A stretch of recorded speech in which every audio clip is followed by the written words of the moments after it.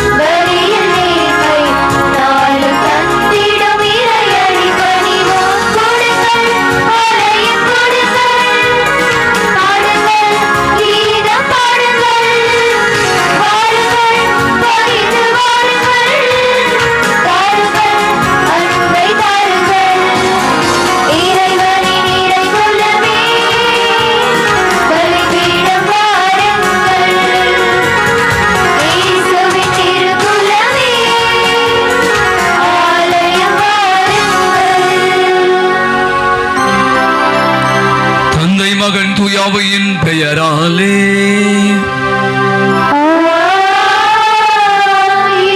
ஆண்டவரும் தலைவருமாகிய இயேசு கிறிஸ்துவின் அருளும் கடவுளின் அன்பும் தூயாவியின் தோழமையும் உங்கள் அனைவரோடும் இருப்பதாக.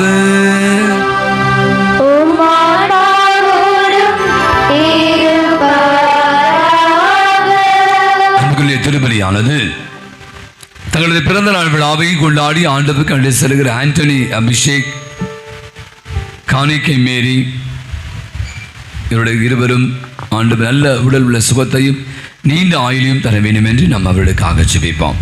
மேலும் திருப்பலியானது பெற்றுக்கொண்ட அனைத்து நன்மைகளுக்காக சேசுமணி குடும்பத்தில் நன்றிபலியாகும், இருதய பாபு குடும்பத்தில் நன்றிபலியாகும் ஒப்புக்கொடு ஜெபிக்கிறார்கள். இந்த குடும்பங்களை இந்த நாளிலே ஆண்டவர் நிறைவாக ஆசிர்வதிக்க நாம் அவர்களுக்காக ஜெபிப்போம்.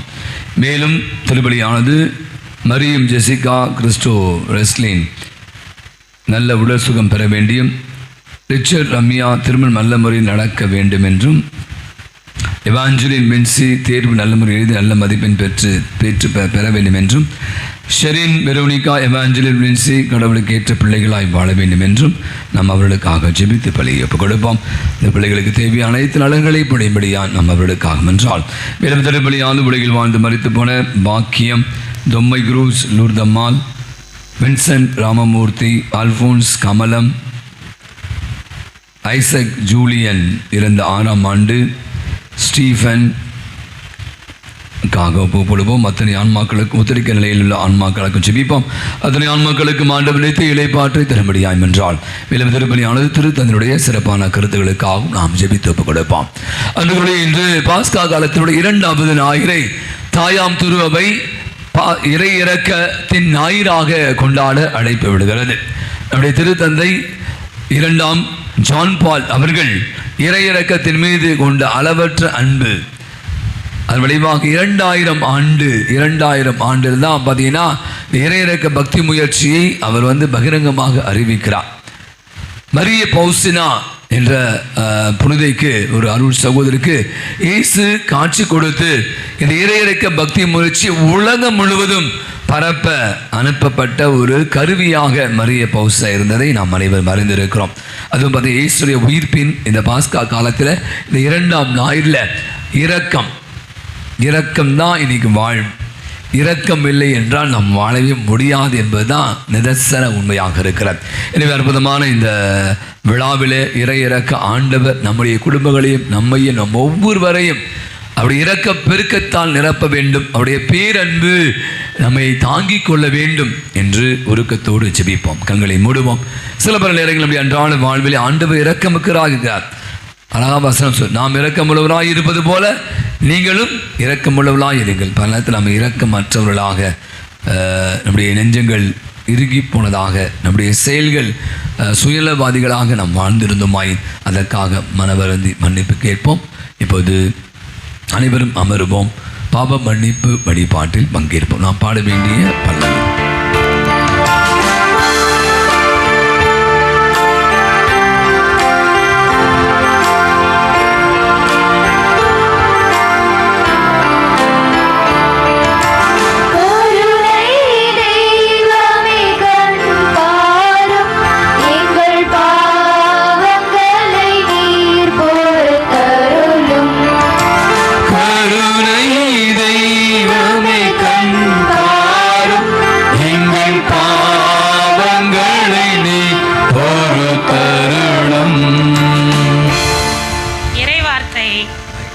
என்னை நம்புவோர் என் வார்த்தையும் நம்புவார் என்றவரே இறைவா.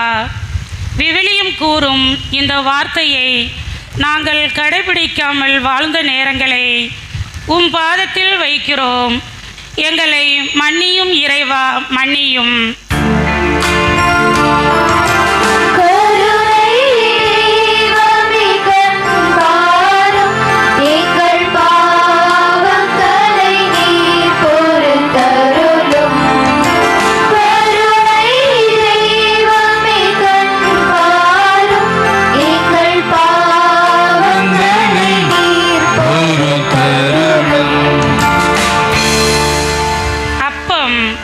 அப்பம் என்ற என் உடலை நீங்கள் மன தூய்மையால் உண்டால் என்றுமே உயிர் வாழ்வீர் என்றவரே இறைவா. அப்படிப்பட்ட உம் உடலாகிய அப்பத்தை தூய்மை இல்லாமல் உண்டதை நினைத்து உம் பாதம் பணிகின்றோம்.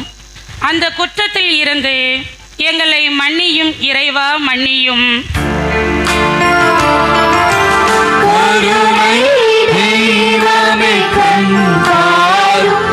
எங்கள் பாவங்களை நீ பொறுத்தருளும்.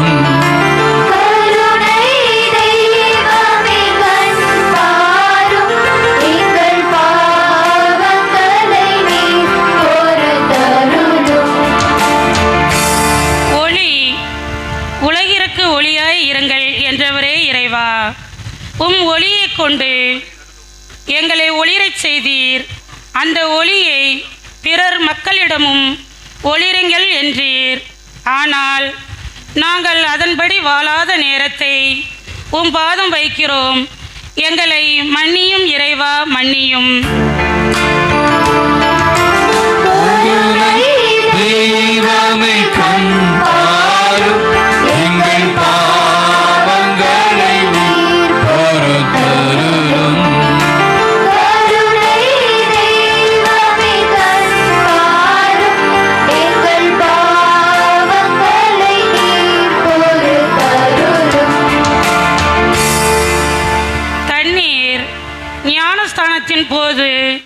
கண்ணீரை கொண்டு எங்கள் தலையை கழுவி ஜென்ம பாவத்தை நீக்கிய இறைவா, இன்றும் அறிந்து செய்த பாவத்தை பாதம் வைக்கிறோம்.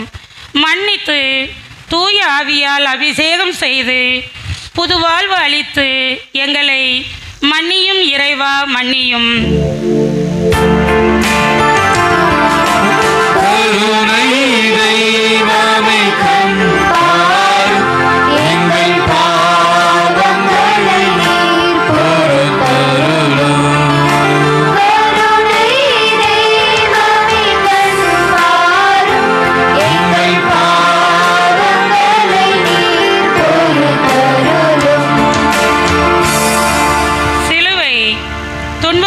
சிலுவையை சுமக்காமல் என்னிடம் வர முடியாது என்றவரே இறைவா, எங்கள் வாழ்வில் வரும் மனக்கவலை, நோய், வறுமை என்று வரும் கஷ்டங்களை மன நிறைவாக தாங்கிக் கொள்ளாததை பாதம் வைக்கிறோம்.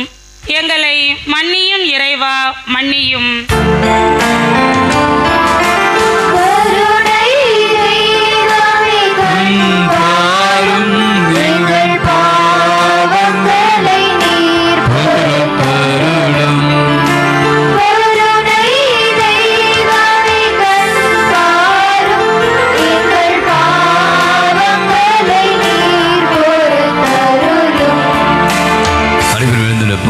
எல்லாமல்ல இறைவன் நம்மை இரக்கம் வைத்து நம் குற்றம் குறைகள் பாவங்கள் அனைத்தையும் மன்னித்து நம் அனைவருக்கும் நிலையான வாழ்வுக்கு நம்மை அழைத்துச் செல்வாராக. ஆமென்.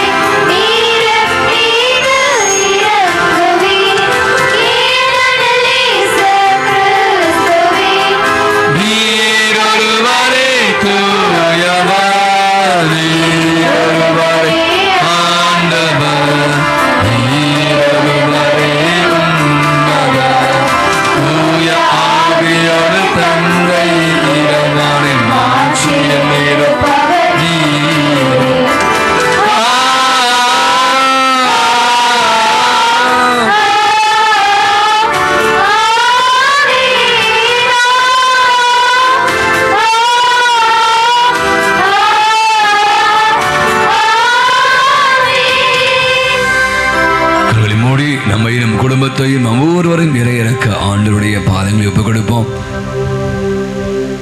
அவருடைய அன்பு, அவருடைய இரக்கம், அவருடைய மன்னிப்பு, அவருடைய பேரன்பு நம்மை ஆள வேண்டும், நம்மை ஆக்கிரமித்து கொள்ள வேண்டும், நம் ஒவ்வொருவரையும் வழி நடத்த வேண்டும்.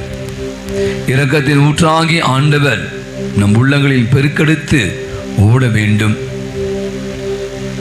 அவருடைய பேரன்பு எப்போதும் நம்மை தாங்க வேண்டும் என்று என்றாலும் மன்றாடுவோமாக.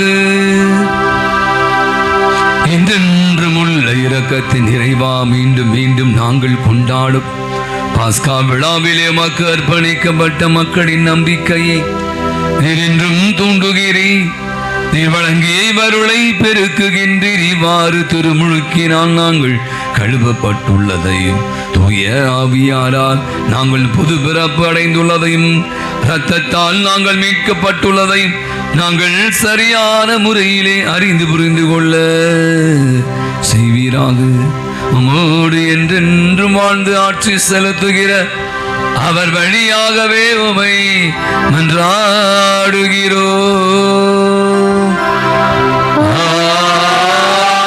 நம்பிக்கை கொண்ட மக்கள் அனைவரும் ஒரே உள்ளமும் ஒரே உயிருமாய் இருந்து உடைமைகளை எல்லாம் பொதுவாக வைத்துக்கொண்டு இயேசு உயிர் பெற்றார் என மிகுந்த வல்லமையோடு சான்று பகர்ந்தனர். அனைவரும் மக்களின் நல் எண்ணத்தை மிகுதியாக பெற்றிருந்தனர் என்று கூறும் முதல் வாசகத்திற்கு கவனமுடன் செவி சாய்ப்போம். முதல் வாசகம். ஒரே உள்ளமும் ஒரே உயிரமாயிருந்தனர். திருத்தூதர் பணிகள் நூலிலிருந்து வாசகம். அதிகாரம் 4. இறை வார்த்தைகள் 32 முதல் 35 முடிய. அந்நாட்களில் நம்பிக்கை கொண்ட மக்கள் அனைவரும் ஒரே உள்ளமும் ஒரே உயிருமாயிருந்தனர். அவர்களுள் எவரும் தமது உடைமைகளை தம்முடையதாக கருதவில்லை. எல்லாம் அவர்களுக்கு பொதுவாயிருந்தது. திருத்தூதர் அனைவரும் ஆண்டவர் இயேசு உயிர் தெழுந்தார் என மிகுந்த வல்லமையோடு சான்று பகர்ந்து வந்தனர். அவர்கள் அனைவரும் மக்களின் நல்லெண்ணத்தை மிகுதியாக பெற்றிருந்தனர். தேவையில் உழல்வோர் எவரும் அவர்களுள் காணப்படவில்லை. நிலப்புலங்களை அல்லது வீடுகளை உடையோர் அவற்றை விற்று அந்த தொகையை கொண்டு வந்து திருத்தூதருடைய காலடியில் வைப்பர். அது அவரவர் தேவைக்கு தக்கவாறு பகிர்ந்து கொடுக்கப்படும். இது ஆண்டவர் வழங்கும் அருள்வாக்கு. இறைவனுக்கு நன்றி.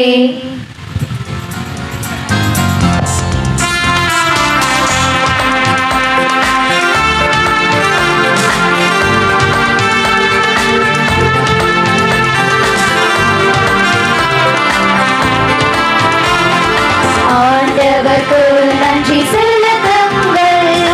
ஈனடியார் நல்லவர். என்றென்றும் உள்ளது அவர் இரக்கம். ஆண்டவர்க்கு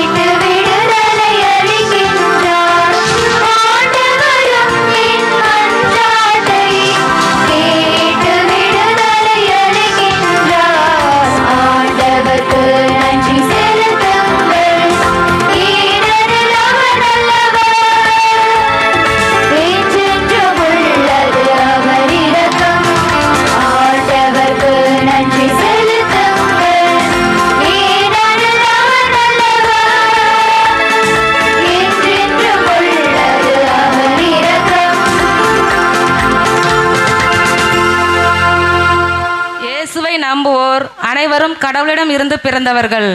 கடவுளின் பிள்ளைகள் மீது அன்பு கொள்ள வேண்டும். கடவுள் மீதும் அன்பு கொண்டு அவர் கட்டளைகளை கடைபிடிக்க வேண்டும்.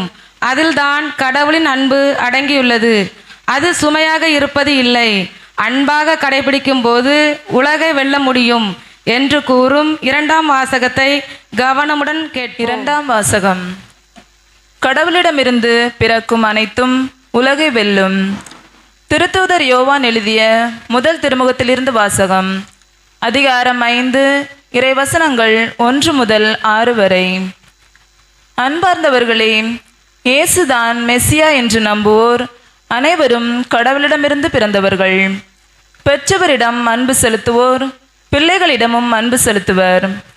நாம் கடவுள் மீது அன்பு கொண்டு அவர் கட்டளைகளை கடைபிடிக்கும் போது கடவுளின் பிள்ளைகள் மீதும் அன்பு கொள்கிறோம் என்பது நமக்கு தெரிய வரும். ஏனெனில் அவர் கட்டளைகளை கடைபிடிப்பதில்தான் கடவுள் அன்பு அடங்கியுள்ளது. அவர் கட்டளைகள் நமக்கு சுமையாயிருப்பதில்லை. ஏனெனில் கடவுளிடமிருந்து பிறக்கும் அனைத்தும் உலகை வெல்லும். உலகை வெல்லுவது நம் நம்பிக்கையே.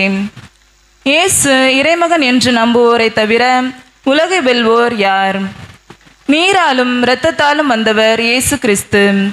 அவர் நீரால் மட்டுமல்ல, நீராலும் இரத்தத்தாலும் வந்தவர் என தூய ஆவியார் சான்று பகர்கிறார். தூய ஆவியாரே உண்மை. இது ஆண்டவர் வழங்கும் அருள்வாக்கு. இறைவனுக்கு நன்றி.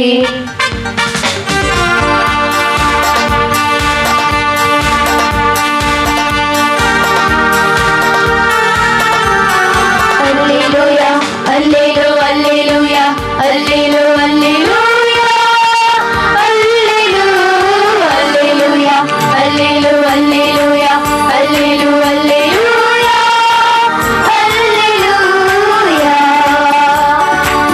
அல்லேலூயா.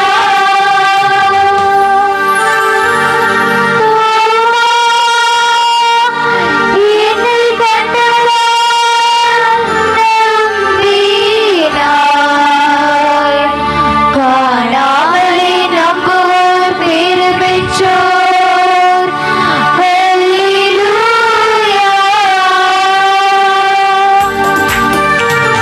அல்லேலூயா, அல்லேலூ, அல்லேலூயா, அல்லேலூ, அல்லேலூயா, அல்லேலூ, அல்லேலூயா, அல்லேலூ, அல்லேலூயா, அல்லேலூ, அல்லேலூயா, அல்லேலூயா, அல்லேலூயா.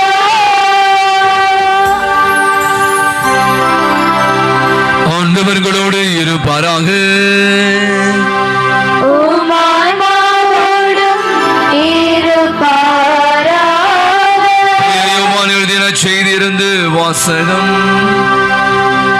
ஆண்டவரே, மாட்சி உமக்கே. யோவான் செய்தி அத்தியாயம் 20 இறை திருவசனங்கள் 19 31 முடிய. அந்த வாரத்தின் முதல் நாள் அந்த மாலை வேளை யூதர்களுக்கு அஞ்சி சீடர்கள் தாங்கள் இருந்த இடத்தின் கதவுகளை மூடி வைத்திருந்தார்கள். அப்போது இயேசு அங்கு வந்து அவர்கள் நடுவில் நின்று, உங்களுக்கு அமைதி உரித்தாகுக என்று வாழ்த்தினார். இவ்வாறு சொல்லி பின் அவர் தம் கைகளையும் விழாவையும் அவரிடம் காட்டினார். ஆண்டவரை கண்டதால் சீடர்கள் மகிழ்ச்சி கொண்டார்கள். இயேசு மீண்டும் அவர்களை நோக்கி, உங்களுக்கு அமைதி உரித்தாகுக. தந்தை என்னை அனுப்புவது போல நானும் உங்களை அனுப்புகிறேன் என்றார். இதை சொன்ன பின் அவர் அவர்கள் மேல் ஊதி, ஆவியை பெற்றுக்கொள்ளுங்கள். எவருடைய பாவங்களை நீங்கள் மன்னிப்பீர்களோ அவை மன்னிக்கப்படும். எவருடைய பாவங்களை மன்னியாது இருப்பீர்களோ அவை மன்னிக்கப்படா என்றார். 12 ஒருவரான திரிம் எனும் தோமா இயேசு வந்தபோது அவளோடு இல்லை. மற்ற சீடர்கள் அவரிடம், ஆண்டவரை கண்டோம் என்றார்கள். தோமா அவரிடம், அவருடைய கைகளில் ஆணிகளால் ஏற்பட்ட தழும்பை பார்த்து அதில் என் விரலை விட்டு அவர் விழாவில் என் கையை இட்டால் அன்றி நான் நம்ப மாட்டேன் என்றார். 8 நாட்களுக்கு பின் அவருடைய சீடர்கள் மீண்டும் உள்ளே கூடியிருந்தார்கள். அன்று தோமாவும் அவளோடு இருந்தார். கதவுகள் பூட்டப்பட்டிருந்தும் இயேசு உள்ளே வந்து அவர்கள் நடுவில் நின்று, உங்களுக்கு அமைதி உரித்தாகுக என்று வாழ்த்தினார். பின்னர் அவர் தோமாவிடம், இதோ என் கைகள், இங்கே உன் விரலை இடு, உன் கையை நீட்டி என் விழாவில் இடு, ஐயம் தவிர்த்து நம்பிக்கை கொள் என்றார். தோமா அவரை பார்த்து, நீரே என் ஆண்டவர், நீரே என் கடவுள் என்றார். இயேசுவிடம், நீ என்னை கண்டதால் நம்பினாய், காணாமல் நம்புவோர் பேறு பெற்றோர் என்றார். வேறு பல அருள் அடையாளங்களை இயேசு தம் சீடர்கள் முன்னிலையில் செய்தார். இவையெல்லாம் இந்நூலில் எழுதப்படவில்லை. இயேசு இறைமகனாகிய மெஸ்ஸியா என நீங்கள் நம்புவதற்காகவும் நம்பி அவர் பெயரால் வாழ்வு பெறுவதற்காகவே இந்நூலில் உள்ளவை எழுதப்பட்டுள்ளன.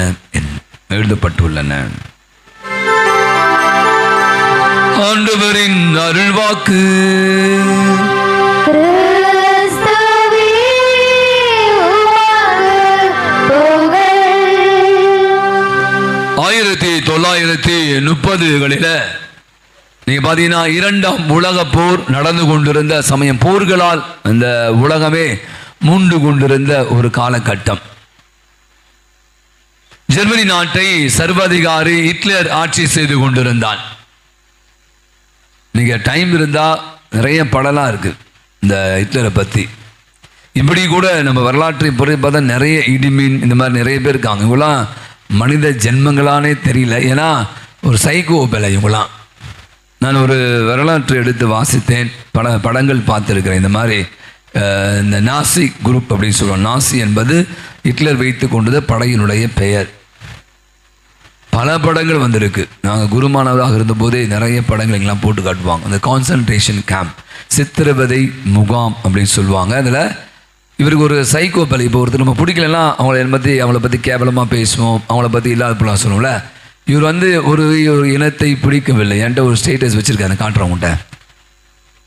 யூதர்களை இவருக்கு பிடிக்காது. யாருக்கு? நான் யாரை பற்றி யாருக்கு பிடிக்காது? ஹிட்லருக்கு. எத்தனை பேரை கொலை பண்ணியிருப்பாரு, சாவடிச்சிருப்பாரு? சும்மா கேஸ் பண்ண பார்ப்போம். எத்தனை லட்சம்?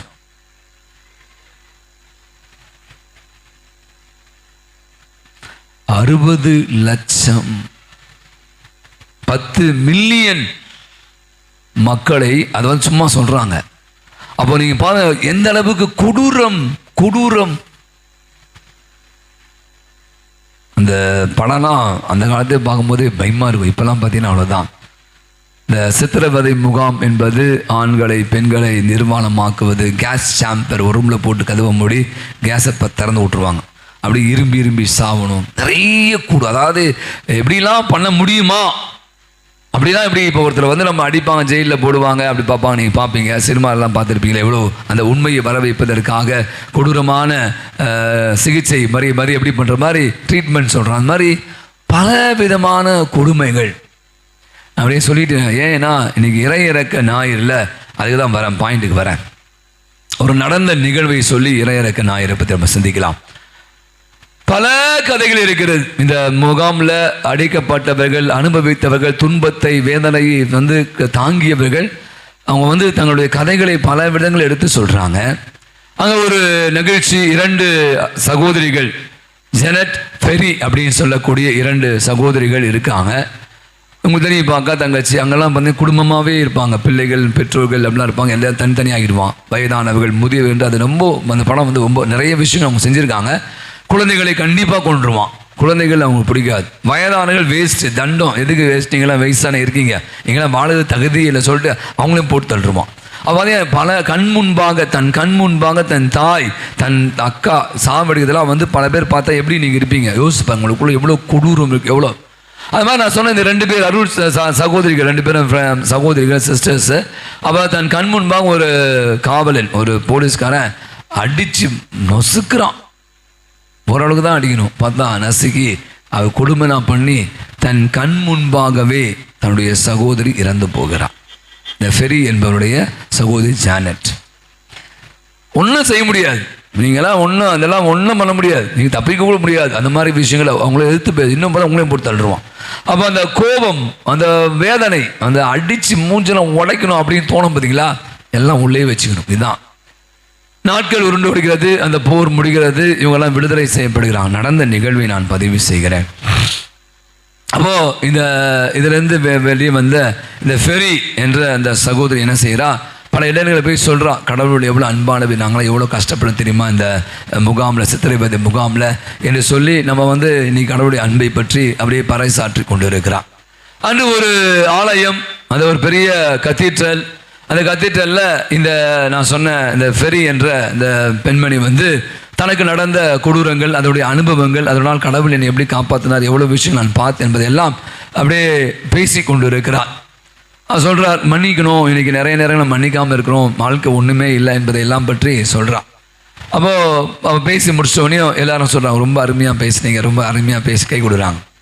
ஒரு ஆள் நல்லா எஃப்டியாக பயங்கரமாக கை கொடுக்குறார். அந்த கையையும் அந்த முகத்தையும் பார்க்கிறார். யார் அவராக இருப்பார்? தன் அக்காவை தன் கண் முன்பாக வதைத்து கொடுமைக்கு உள்ளாகி கொடூரமான முறையிலே கொலை செய்த அந்த படை வீரன் நிற்கிறான். ரொம்ப அருமையா பேசுனீங்க மன்னிப்பை பற்றி. நீங்க யோசிங்க, இப்ப இந்த மாதிரி ஒரு சூழல் நமக்கு ஏற்பட்ட அப்படி அந்த நிகழ்ச்சி நான் வாசித்த போது நீங்க என்ன பண்ணுவீங்க? டேய் மயில வேற எதுவும் வருது, அக்கம் கேட்டவன எல்லாம் கை விட வேண்டும், வாயில வருதுறானக்கு. அந்த கையை எடுத்து விடுகிறார். அழகான காட்சி, கையை எடுத்து விடுறான். ஆனா ஒரு நிமிஷம் யோசிக்கிறார், இவ்வளவு எதை பத்தி பேசியிருந்தாங்க மேடம்? மன்னிப்பு. கடவுள் அன்பானவர், இரக்கமுள்ளவர், மன்னிப்பு உள்ளவர், அவர் நம்ம எல்லாத்தையும் ஏற்றுக்கொள்கிறார், மன்னிக்கிறார் அப்படின்னு பயங்கர பேசுவாங்க. அப்படி டக்குன்னு யோசிச்சானா, தன் சகோதரியை அவ்வளோ அவ்வளோ கொடூரமான முறையில் அடித்து நொறுக்கி அவளை சின்ன பின்னமாக்கிய அந்த மேலே பயங்கர கோபம். ஆனால் இந்த பக்கம் பார்த்தீங்கன்னா அவனுடைய அன்பு. நான் மன்னிச்சிட்டேன் சொல்ல, அவனை கை கொடுத்தாங்க. ஏன்னா அவர் மறந்து போயிருப்பார், அவருக்கு என்ன தெரிய போகுது. நான் யோசித்து பார்க்குறேன், இந்த இறையிறக்கத்தினுடைய பின்னணியை நான் கண்டிப்பாக இந்த பதிவு செய்ய வேண்டியிருக்கிறது. 1930 நான் சொன்னேன். இப்போ தான் இந்த ஹிட்லருடைய பார்த்தீங்கன்னா அந்த பக்கம் நம்மலாம் இல்லை, அந்த பக்கம் பார்த்தீங்கன்னா ஜெர்மனி, அந்த சைடு போலண்டு, அந்த மாதிரி இடத்துலலாம் பார்த்தீங்கன்னா பயங்கரமான ஜான் பால் செகண்ட் ஒரு படம் இருக்குது, போய் பாருங்கள், ரொம்ப அழகான படம். அவர் எவ்வளோ கஷ்டப்பட்டு, அவரும் கூட இந்த கான்சன்ட்ரேஷன் கேம்ப்லாம் இருந்துக்காது, அவரும் ஜெயிலெலாம் இருந்துக்கு. அவர் தான் திருத்தந்தை, அவர் தான் புனித 2ஆம் அருள் சின்ன. அவருக்கு டிவைன் மாசி மேலே அவ்வளோ ஒரு பற்று. அப்போதான் கடவுள் எப்படி வெளிப்படுத்துகிறா பாருங்களேன். இப்படியான அந்த முகாமில் அடைக்கப்பட்டு பயங்கரமான வேதனைகளை அனுபவித்து கொண்டு இருக்கிற சூழல் தான் கடவுள் மரிய பௌஸ்னா என்ற ஒரு பெண்மணிக்கு, அந்த அருள் சகோதரிக்கு காட்சி கொடுக்கிறார். நான் கூட யோசிச்சு பார்த்தேன், கடவுள் எவ்வளோ இதயத்தின் ஆண்டவர். மார்கரெட் அம்மாள் கொடுத்துருக்காரு பாருங்க, திறந்து காட்டியிருக்காரு, என் இதயத்தை பார் சொல்றார். எல்லாத்துக்கும் ஒரு காரணம் இருக்கிறது. மக்கள் வேதனையில, நம்பிக்கையின்மையில, கொடூரத்தில், துயரத்தில், வேதனையில, பிள்ளைகளிலிருந்து, பெற்றோரிலிருந்து, கணவனிலிருந்து, மனைவி இழந்து, வாழ்க்கையுடைய ஆதாரத்தை இழந்து வாழ்வதற்கே முடியாம இருக்கிற ஒரு காலகட்டத்தில் தான் மரிய பௌசனாவுக்கு காட்சி கொடுக்கிறார். அவர் என்ன சொன்னார் தெரியல, இதயத்தை வரைய சொன்னாராம். அது அப்படிதான், நீங்கள் அந்த புத்தகத்தை படிச்சுருப்பீங்க. அவரே இந்த மாதிரி வரையணும், ஒரு பக்கம் வெள்ளையும் இன்னொரு பக்கம் ரெட்டு, அந்த இதயத்திலிருந்து பீரிட்டு வரைய மாதிரி. உங்களுக்கு தெரியும், இந்த பாருங்க, அந்த படத்தை பார்த்தா தெரியும். அப்போ யோசித்து பார்க்குறேன், இது ஏன் கடவுள் இந்த மாதிரி ஒரு காட்சியை இந்த டிவைன் மாஸ், இது இரக்கத்தின் ஆண்டு. கடவுள் எப்போதும் இரக்க உள்ளவராக இருக்கிறார்.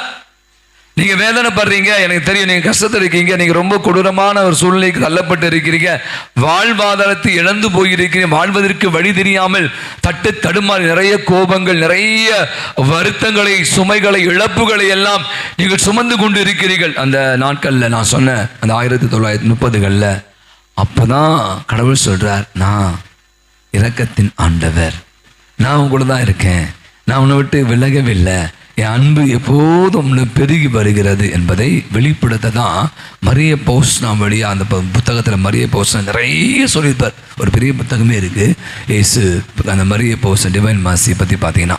அப்போ உங்களுக்கு தெரியும், அந்த தண்ணீர் என்ன சொல்கிறது, கடவுளுடைய அந்த நம்ம திருமுழுக்கை வெளிப்படுத்துகிறது.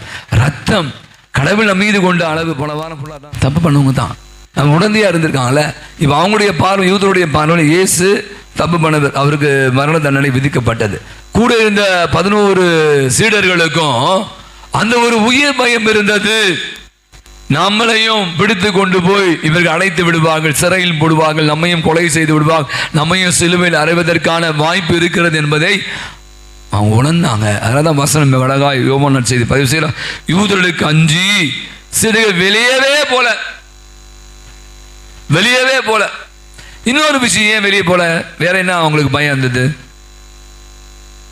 யார் சொல்வான்? உயிர் மேல தான் பயம். வேற அவளிடம் குற்ற உணர்வு இருந்தது.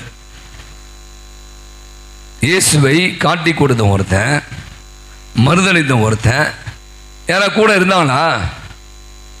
துண்டை காணோம், துணியை காணோம்னு சொல்லிட்டு எல்லாம் ஓட்டான். எங்கே ஓடனா அவனுக்கு தெரியாது. ஐயோ, ஒன்று உயிர் பயம், இன்னொரு மாட்டினா சத்து. குற்ற உணர்வு அவனுக்கு. ஐயோ, நம்ம தான் இந்த மனுஷன் காட்டி கொடுத்தோம், நம்மளால தான் சொல்ல, என்னால் தான் அவன் செத்தான், நான் அன்றைக்கே போய் பார்த்துருக்கலாம், அவனுக்கு பைசா கொடுத்து உதவி இருந்தால், அந்த ஹாஸ்பிட்டல் சேர்த்துருந்தா அவன் செத்துருக்க மாட்டாங்க அப்படி நம்ம நினைப்போம். பார்த்தீங்களா சில நேரத்தில் இதுதான் சொல்கிறாங்க விவிலியர்கள். அந்த ஒரு குற்ற உணர்வு அவளிடம் அதிகமாக இருந்தது. அதனால தான் அவங்க வெளியே போல. ஒன்று பயம், உயிர் பயம், இதோட குற்ற உணர்வு. நம்ம தப்பு பண்ணிட்டோம், இயேசுவை நம்ம தான் சாகடிச்சிட்டோம், நம்ம கூடவே இருந்தோம், ஆனால் அவரை விட்டு ஓடிட்டோம், அவரை காட்டி கொடுத்துட்டோம், அவரை நம்ம எஸ்கேப் ஆகி நம்பிக்கை துரோகம் செஞ்சிட்டோம் என்ற உள்ளுணர்வு அவளை குத்தி கொண்டு இருந்தது. அப்பதான் நான் சொல்வேன், இன்னைக்கு கூட நீங்க பார்த்தீங்கன்னா இயேசுவையே அடிக்கடி இயேசு அவளுக்கு காட்சி கொடுத்து கொண்டே இருந்தார் என்றால் இந்த நம்பிக்கையின்மையை, குற்ற உணர்வை, பயத்தை களைவதற்காக மட்டும்தான் முதல் விஷயம். அதுக்கப்புறம் தான் நற்செய்தி போங்க, நற்செய்தி அறிவுங்க சொல்கிறேன். முதல்ல அவங்கள இயேசு திடப்படுத்துவதை பார்க்கும். இன்னைக்கு நம்முடைய வாழ்வில் கூட பல நேரங்களில் பார்த்தீங்கன்னா இது மாதிரி ஒரு விஷயம் நம்மகிட்ட இருக்குது. நம்ம கூட நிறைய நேரங்களில் இந்த மாதிரியான குற்ற உணர்வுகளோட நம்பிக்கையின்மை, அல்லது நான் சொன்ன மாதிரி பயம், இதெல்லாம் நமக்குள்ள அப்படியே பயங்கரமாக இருக்குது.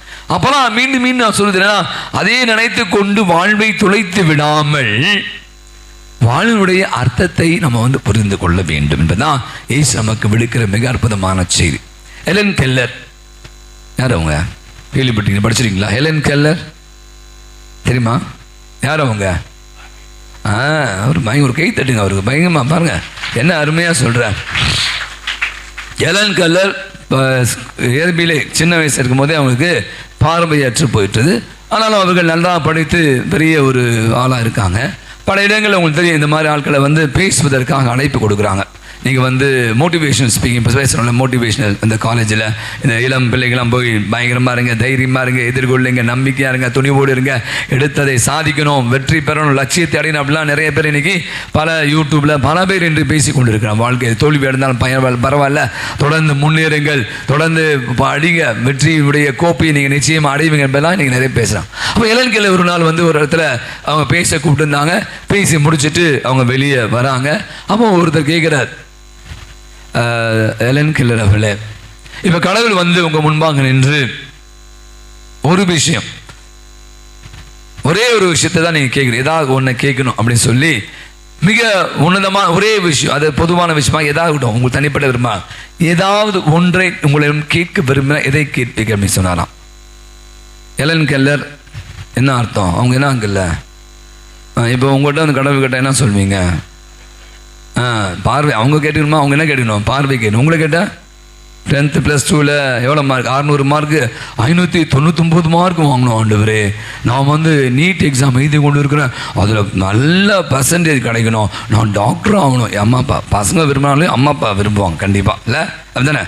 வேறு எதுவும் கேட்க மாட்டீங்க? உள்ள ஜிஆர்டி வேணவா, லலிதா ஜுவல்லரி வேணவா?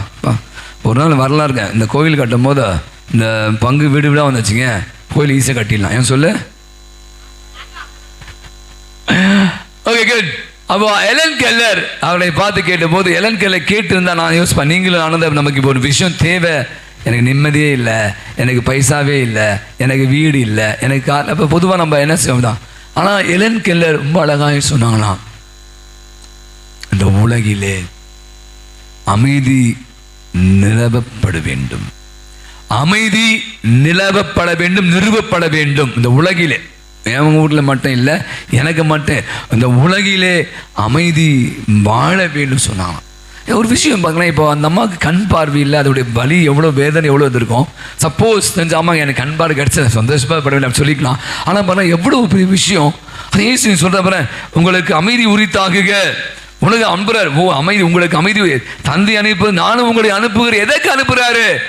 இன்னைக்கு அமைதியை உலகம் முழுவதும் நிறுவ வேண்டும், அமைதியினுடைய தூதுவர்களாக நாம் மாற வேண்டும் என்பதை எப்போ 2000 ஆண்டுகளுக்கு முன்பாகவே இயேசு தன்னுடைய சீடர்களுக்கு விடுத்த அழைப்பு தான் இன்றளவும் நம்ம இருக்கிற கிறிஸ்தவர்கள் சண்டை சாடிகள், கோப தாபங்கள் எல்லாம் இருக்கு. ஆனால் அமைதியை குலைப்பவர்களாக நாம் இருக்கக்கூடாது. நிறைய குடும்பங்கள் அமைதி இல்லை, ஏன்னா நாமே அமைதியை குலைப்பவர்களாக இன்னைக்கு மாறிக்கணும். இன்னைக்கு ஆண்டவருடைய அற்புதமான செய்தி, உயிர்த்த ஆண்டவர் தருகிற முதல் செய்தி பாருங்களேன். அவருடைய ஆவியை ஊதி அவர் சொல்றார், நீங்க அமைதி, உங்களை மீது அமைதியை அனுப்ப, நீங்க ஒவ்வொரு அமைதியினுடைய தூதுருளாக மாறணும். அப்போ முதல் நான் யோசிச்சு பார்த்தேன், இன்னைக்கு இறக்க ஆண்டவர் அப்படி இரக்கத்தை, அன்பை புரிந்து கொண்டவர்கள் நிச்சயமாய் அமைதியை குலைப்பவர்களாக இருக்கவே முடியாது. நான் எழுதி தருவேன். இரக்கத்தின் ஆண்டவருடைய அந்த அன்பை, இரக்கத்தை நான் அதிகமாக அனுபவிச்சுன்னா அஃப்கோர்ஸ் இருக்கும். நம்ம ரொம்ப நல்லவங்களாக இருக்க முடியாது. குடும்பங்களில், நண்பர்கள் மத்தியில், உறவுகளில் சண்டைகள், சில பேர் இதுக்குன்னே இருப்பான். அவனால் 2 பேர் நல்லா இருந்தால் பிடிக்காது பாருங்களேன். ஏதாவது ஒன்று இப்போ கிழிச்சு போட்டு குடும்பத்தை ஒன்றா கூடாது, சேர்ந்துடக்கூடாது, உறவுகளை பிரிக்கணும். அதுதான் நிறைய தப்புங்க. உயிர்த்த இயேசு தருகிற மிக அற்புதமாக இன்னைக்கு நீங்கள் எல்லாரும் பலவீனங்கள் இருக்கு, எல்லாரும் நல்லா கொஞ்சம் இப்படி தான் இருப்போம், இப்படிதான் இருக்கும். ஆனால் நான் அமைதியை குலைப்பவனாக அல்ல, அமைதியை விதைப்பவனாக மாற வேண்டும். என்ன விஷயம் போயிடலாம். இன்னைக்கு முதல் வாசகம் இங்க பாருங்களேன், எவ்வளவு இயேசுனுடைய உயிர்ப்பினுடைய வேரோட்டமான ஒரு மாற்றத்தை இந்த முதல் வாசகம் நம்முடைய தொடக்க கால கிறிஸ்துவர்கள் நமக்கு மிக தெளிவாக எடுத்து சொல்கிறான். அவன் எந்த அளவுக்குன்னா, அவங்க யூதர்கள் ரொம்ப அடைச்சி வச்சிருந்தாங்க, அவங்களுக்கு தெரியும். ஆனால் அவர்கள் பயந்து இருந்தாலும் கூட அவர்கள் பாருங்க, தங்களிடம் இருந்ததை, அந்த ஒரு மாற்றத்தை நோக்கியே உயிர்ப்பின் ஆண்டவர் அவளுடைய எவ்வளவு பெரிய மாற்றத்தை கொடுக்கிறானா, தங்களிடம் இருந்ததை தமக்கென்று வைத்துக் கொள்ளவில்லை. வசனம் அழகாய் சொல்கிறது, அவர்கள் கூடி வந்தார்கள், கூடி ஜெபித்தார்கள், இருப்பதை பகிர்ந்து வாழ்ந்தார்கள், அடுத்த மீது ரொம்ப அக்கறை கொண்டிருந்தார்கள். வசனம் மிக தேவையில் உள்ளவோர் எவரும் அவருக்கு காணப்படவில்லை. ஏன்னா அவங்க தங்களுக்குன்னு எதுவுமே வைத்துக் கொள்ளவில்லை, எல்லாத்தையும் பிறருக்கு பகிர்ந்து கொடுத்தார்கள்.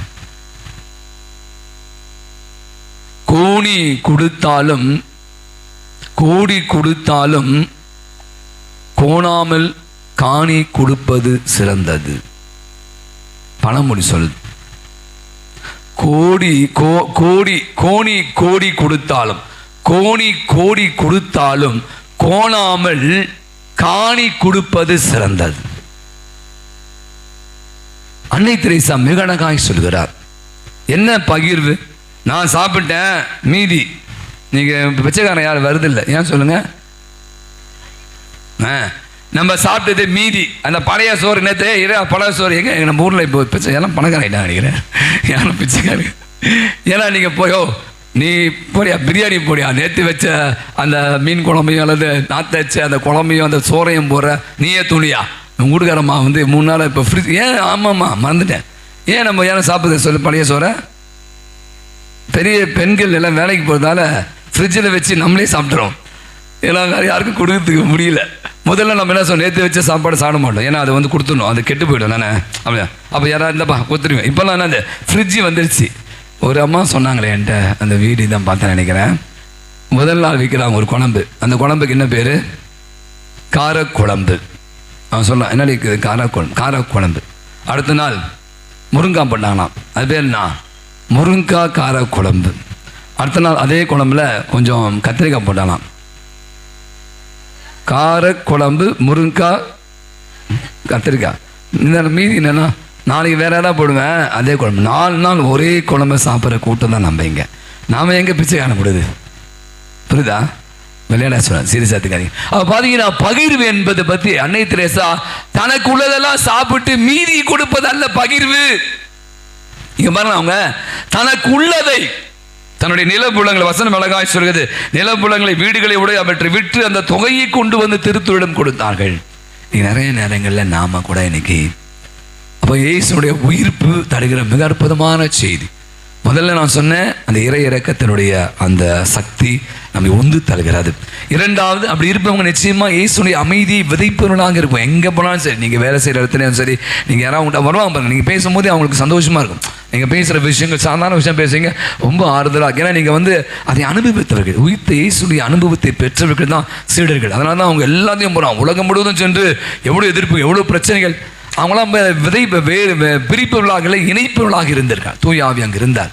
அதே மாதிரி நான் சொன்ன மூணாவது செய்தி, அந்த தொடக்க கால கிறிஸ்துக்கள் இயேசுடைய உயிர்ப்பை அனுபவித்தவர்கள். அதனால தான் அவர்களால் சும்மா இருக்க முடியல. அவங்க பெருசாக எதுவும் செய்யலை. பைபிளத்தில் போயிட்டு மணிக்கணக்காக பிரசங்கம் வைக்கவே இல்லை. மாறாக தங்களிடம் இருந்ததை, தங்களிடம் உள்ளதை கூடி ஜெபித்தார். நான் சொன்ன மாதிரி அவங்க அனைவருக்கும் அங்கே பகிர்ந்து கொடுத்து வாழ்ந்தார். இன்றைக்கி நான் நினைக்கிறேன், இந்த இரண்டாவது செய்தி நம்ம எடுத்துக்கலாம். இன்றைக்கி நம்முடைய வாழ்வு கூட இன்றைக்கி நான் நல்லா இருந்தால் மட்டும் போதும், நான் மட்டும்தான் நல்லா இருக்கணும் என்ற சுயநல போர்வேலை என்று உலகமே வாழ்ந்து கொண்டு இருக்கிறது. ஆனால் இன்னைக்கு தனக்குள்ளதையும் பிறருக்கு கொடுக்க வேண்டும் என்ற உன்னதமான நம்முடைய தொடக்க கால கிறிஸ்தவனுக்கு ஒரு மிகப்பெரிய ஒரு வாழ்க்கை பாடத்தை வாழ்ந்து காட்டி சென்றிருக்கு. அப்போ இயேசுடைய உயிர்ப்பு இறையிறக்க ஆண்டவர் நமக்கு தருகிற செய்தி இன்னைக்கு அதுதான்.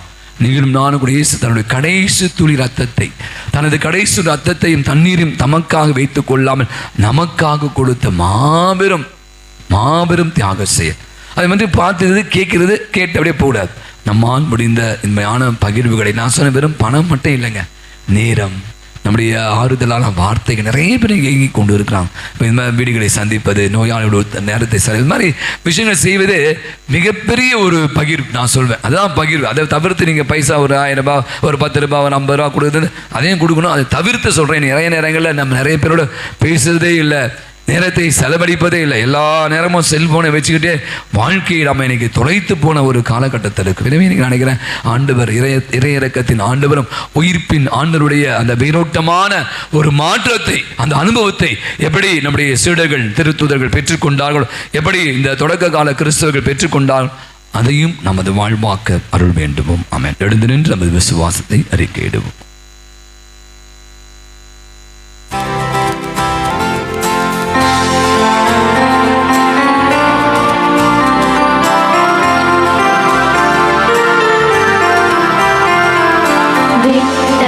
மண்ணையும் படைத்தவராம் கடவுள் ஒருவர் இருக்கின்றார்.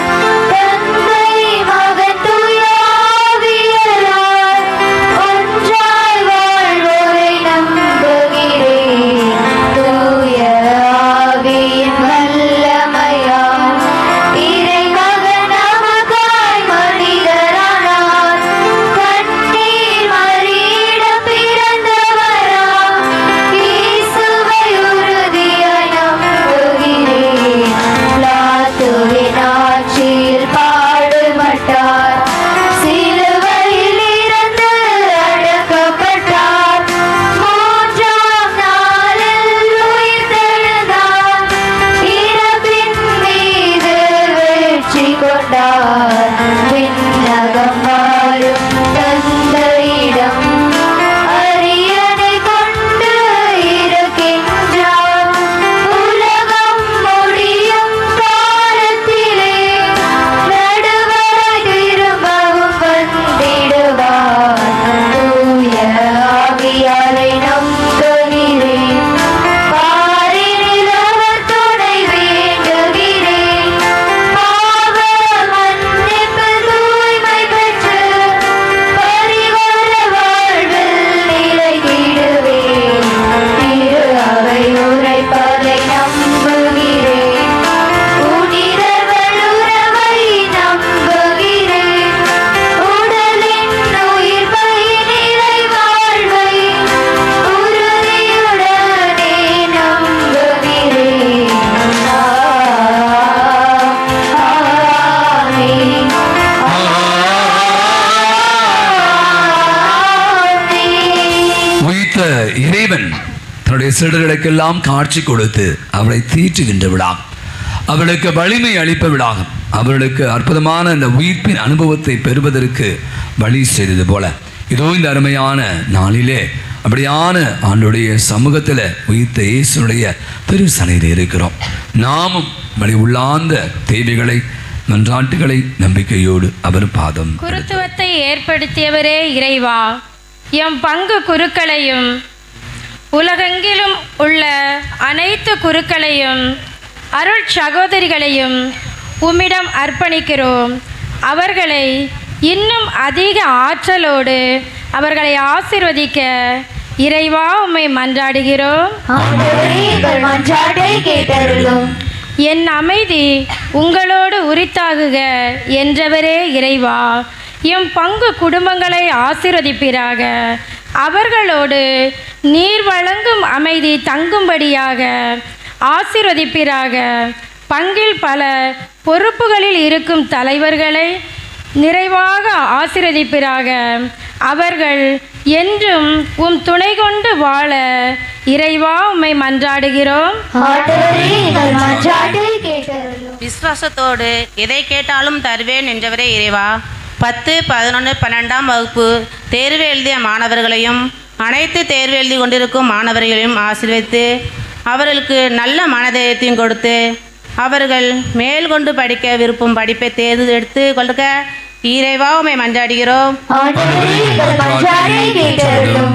ஆட்சி பொறுப்புகளை கடவுளே ஏற்படுத்தினார் என்று பவுல் கூறுவது போல் அன்பின் உயிர்ப்பின் இறைவா, நடக்க இருக்கும் தேர்தலை உம்மிடம் ஒப்படைக்கிறோம். இந்த நாட்டு மக்களை உம்மிடம் பெற்ற அன்பை கொண்டு நல்வழி நடத்தும் நல்ல தலைவரை தேர்ந்தெடுப்பீராக. விவ்விலத்தில் பல தலைவர்களை தேர்ந்தெடுத்தது போல் தேர்தலிலும் தேர்ந்தெடுக்க இறைவா உம்மை மன்றாடுகிறோம். ஆண்டவரே, எங்கள் மன்றாட்டை கேட்டருளும். எங்களுக்காய் மரித்து மீண்டும் உயிர் பெற்று எம்மோடு வாழும் இறைவா, என்றும் உம்மோடு இணைந்து நாங்கள் உம் பணியை செய்ய பல இறைவாக்கினரையும் பணியாளர்களையும் உன்பால் ஈர்த்து கொண்டு புத்துயிர் அளித்து பல போராட்டத்தில் வாழும் ஆன்மாக்களுக்கு மீட்பு அளிக்கவும் இன்று திருப்பலியை சிறப்பிக்கும் எம் பிரசிடிய சகோதரிய குடும்பங்களையும் நிறைவாக ஆசீர்வதிக்க வேண்டும் என்று இறைவா உம்மை மன்றாடுகிறோம். ஆண்டவரே, எங்கள் மன்றாட்டை கேட்டருளும். நம்முடைய தனிப்படை தேவைகளுக்காக நாம் மௌனமாக கண்களை மூடி ஜெபிப்போம். சிறப்பாக இறையிறக்க ஆண்டவருடைய பெருவிழாவை கொண்டாடுகிறோம். நாம் இறைவன் இரக்கமுள்ளவராக இருப்பது போல நாமும் இரக்கமுள்ளவர்களாக இருக்கவும். நம்முடைய பேரன்பு ஒவ்வொரு நாளும் நம்மிலே என்றும் பெருக்கெடுத்து ஓடிக்கொண்டிருக்கிறது என்பதை உணர்ந்து கொள்ளவும். திருப்பாடல் 103:8 நாம் வாசிப்பது போல, ஆண்டவர் இரக்கமும் பேரன்பும் கொண்டவர், சினம் கொள்ள தாமதிப்பவர் என்பதை நமதாக்கி கொண்டு நம்முடைய குறைற்றும் குறைகளை அவர் மன்னிக்கிறார் என்பதை உணர்ந்து வாழுவோம். அன்பின் ஆண்டவரே, அருமையான இந்த நல்ல நாளுக்காய் நம்ம கண்டு செலுத்துகிறோம். உயிர்த்தெழுந்த எம் ஆண்டவர் இயேசு கிறிஸ்துவே, உயிர்ப்பின் சக்தியை, உயிர்ப்பின் வல்லமையை ஊதி அந்த திருத்தூதருக்கு அளித்தீர. இதோ நம்முடைய பிள்ளைகளாகிய நாங்கள் இந்த நாளிலே நம்முடைய சந்நிதியிலே குழுமி வந்திருக்கிறோம். எங்களுக்கும் அதே ஆற்றலையும் அதே வல்லமையும் அதே பகிர்வையும் அதே நல்வுளத்தையும் தந்திர திருவிழம் கொள்வீரா. எங்கள் ஆண்டவராகிய கிறிஸ்து வழியாய் மன்றாடுகிறோம். ஆமென். காணிக்கை பாடல்.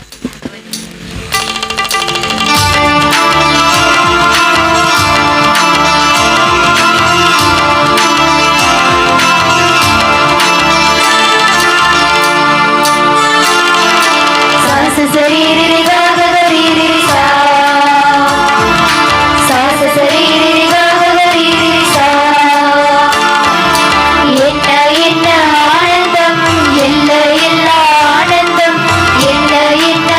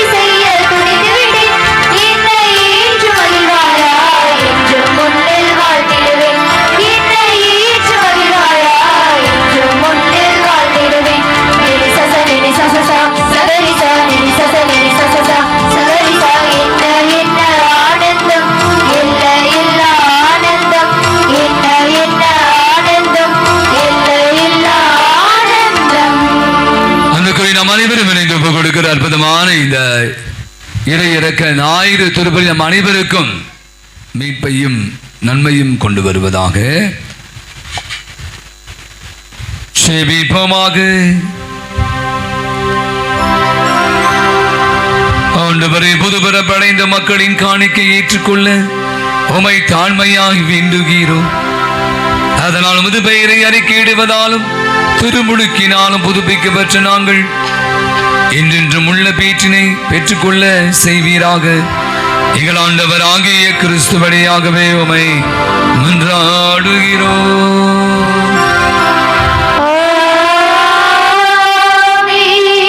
ஆண்டவர் உங்களோடும் இருப்பாராக.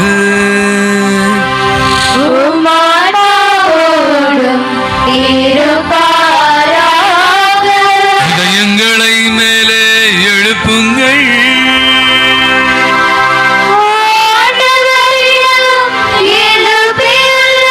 நாம் இறைவனாகிய ஆண்டவருக்கு நன்றி கூறுவோம்.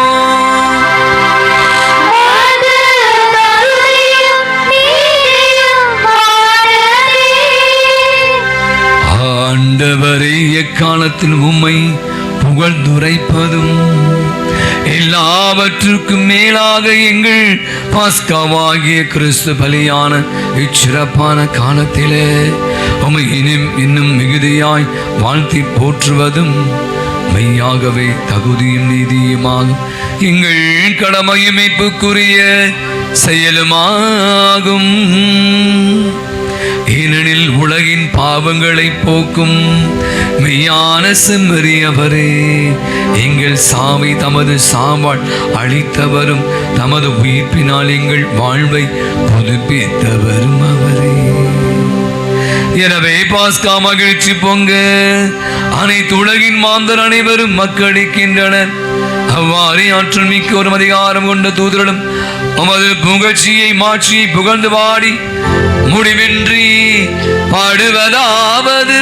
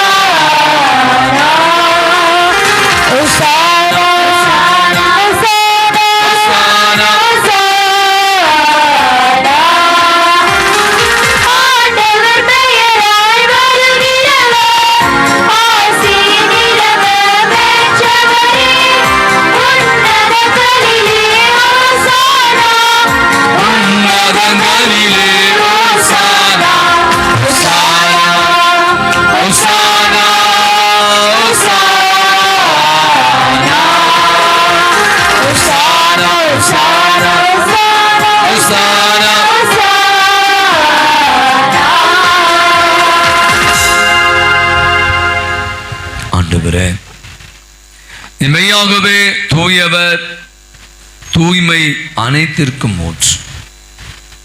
அவருடைய ஆவியை பொழுது காணிக்கைகள் அனைத்தையும் தூய்மைப்படுத்த அவை தாழ்மையாய் வேண்டுகிறோம். இவ்வாறு எங்கள் ஆண்டவர் இயேசு கிறிஸ்துவின் உடலும் இரத்தமுமாக இவைங்களுக்கு மாறுபனவாக.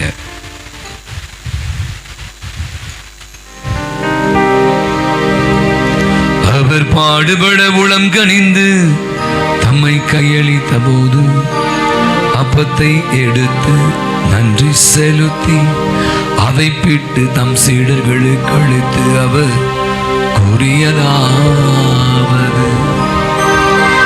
அனைவரும் இதிலிருந்து பெற்று உண்ணுங்கள்.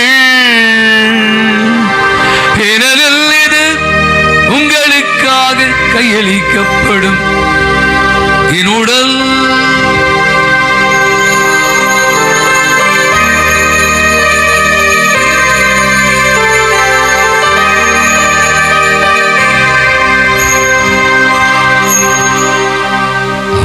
நம்மையுறவு விருந்தை அருந்தை பின் கிண்ணத்தையும் எடுத்து மீண்டுமாக்க நன்றி கூறி தம் சீடர்களுக்கு அளித்து அவர் கூறியதாவது,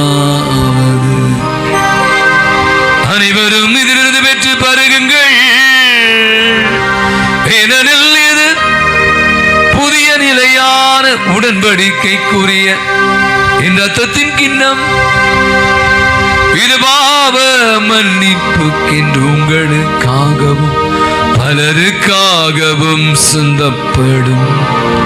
இதை என் நினைவாக செய்யுங்கள், இதை என் நினைவாக செய்யுங்கள்.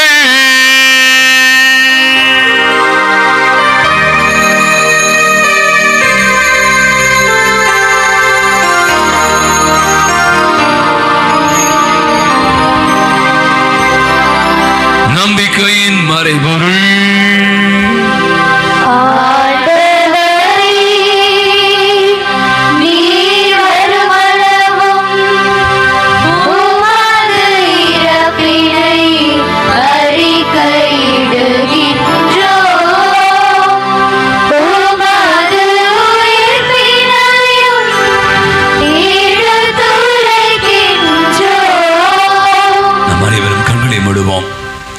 ஏப்ரல் மாதத்தினுடைய இந்த 7ஆம் நாளிலே இயேசுடைய உயிர்ப்பினுடைய பாஸ்கா காலத்தின் 2வது ஞாயிறிலே இறையிறக்க பெருவிழாவை கொண்டாடி ஆண்டவருடைய அன்பை பேரன்பை சுவைக்க வசனம் அழகாய் சொல்கிறது.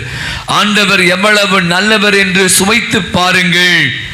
அவருடைய இரக்கத்தை, அவருடைய பேரன்பை, அவருடைய மன்னிப்பை இதோ இந்த இடத்துல பேர் ஊற்றாக நீர் ஊற்றாக அருவி போல நம்ம இது பொழிந்து கொண்டிருக்கிற ஆண்டவருக்கு நன்றி செலுத்த கண்களை மூடி இந்த அற்புதமான வேளையில இறையிறக்க ஆண்டவருடைய அந்த அன்பை நாம் சுவைப்போம். காலையில இந்த திருப்பலி வருவதற்கு முன்பாக அப்படி ஒரு சிந்தனை. எசேக்கியேல் புத்தகம் 37வது அதிகாரத்தில் அந்த உலர்ந்த எலும்புகளை பற்றி நாம் வாசித்திருக்கிறோம்.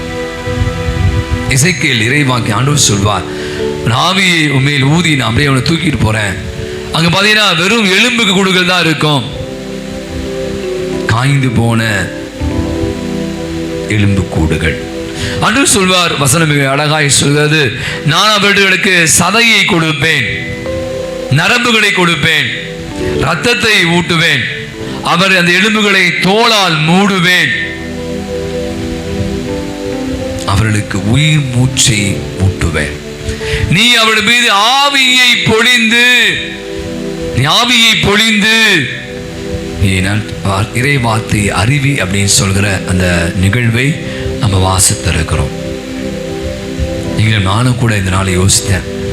நம்ம உலர்ந்த எலும்புகள், காய்ந்த எலும்புகள், சதையும் ரத்தமும் இல்லாம நம்ம ஒன்றுத்துக்கும் நாத்தடித்து போன அந்த எலும்புகளை போல இருந்தபோது கூட இறையிறக்க ஆண்டவர் நம் மீது கொண்ட அளவற்ற அன்பினுடைய விளையாக தன்னுடைய திரு ரத்தத்தையும் தன்னுடைய அந்த திரு தண்ணீரையும் கடைசி துளி அந்த மரண தருவாயிலே சிலுவையில் இருந்த போது கூட தனக்காக வைத்துக் கொள்ளாமல் நம்மை நிரப்பியவர். நாம ஒன்றுமில்லாமல் பாவம் செய்து பலவீனப்பட்டு அஞ்சி அந்த சீடர்களை போல அஞ்சி நடுங்கி வாழ்ந்த போது கூட தன் ஆவியை உங்கள் மீது பொழிவேன் என்று சொல்லி அந்த ஆவியை அவள் மீது ஊதி அவளுக்கு வல்லமையை தந்தது போல இதோ இங்க இருக்கிற நம்ம ஒவ்வொருவர் மீதும் அளவற்ற அன்பு கொண்டு இருக்கிறார். எலும்புகளாக இருக்கிற நாம் சதைகளை கொடுக்கிறார், நரம்புகளை கொடுக்கிறார், ரத்தத்தை பீரிட்டு நம்முடைய உடலுக்குள்ளே செல்வதற்கான சூழ்நிலை உருவாக்கி செத்த பிணங்களை போல நடைப்பிணங்களை போல இருந்த போது கூட ஆண்டவர் சொல்றார், என் ஆவியை உயிர் மூச்சை உங்களுக்குள் ஊதுவேன் என்று சொல்லி நம்ம ஒவ்வொருவரையும் உயிருள்ளவர்களாக, பிண்டங்களாக அல்ல, செத்து போனவர்களாக அல்ல, உயிர் பெற்ற மக்களாக, அவருடைய அன்பு பிள்ளைகளாக வாழ அழைப்பு விடுகிறார். எனவே இந்த அருமையான நல்ல நாளிலே கண்களை மூடி இறை இரக்கத்தின் ஆண்டவருடைய அன்பை சுவைப்போம். நாம் எந்த நிலையில் இருந்தாலும், நாம் எவ்வளவு தவறு செய்தாலும், எவ்வளோ பலவீனப்பட்டிருந்தால், எவ்வளோ பாவங்கள் இருந்த போது கூட ஆண்டவர் மிக அழகாய் சொல்கிறார், உன் குற்றங்களுக்கு ஏற்ப நான் உன்னை தண்டிப்பதில்லை, நான் உன்னை இருப்பது போல ஏற்றுக்கொள்கிறேன். இந்த ஒரு பாடலை பாடி நம்ம ஆண்டவருடைய அந்த இரக்கத்தை இரக்கத்தின் ஆண்டவரை என் மீது இரக்கமையும் என்ற கண்களை மூடி அற்புதமான இரக்கத்தின் ஆண்டவர் இதோ அந்த மரிய பௌசனாவுக்கு பல முறை காட்சி கொடுத்தவர், இன்றும் நம்ம ஒவ்வொருவருக்கும் காட்சி கொடுத்து கொண்டிருக்கும். அந்த சீடர்களுக்கு எத்தனை முறை காட்சி கொடுத்து திடப்படுத்தியவர், உயிர் ஆண்டவர் இதோ இன்று இங்கு நம் மத்தியில எழுந்தள்ளி வந்திருக்கிறார். அவருடைய இரக்கத்தை, அவருடைய அன்பை, அவருடைய பேரன்பை, அவருடைய மன்னிப்பை நாம் நிச்சயமாய் அனுபவிக்க இந்த அருமையான ஆராதனையிலே பங்கேற்போம்.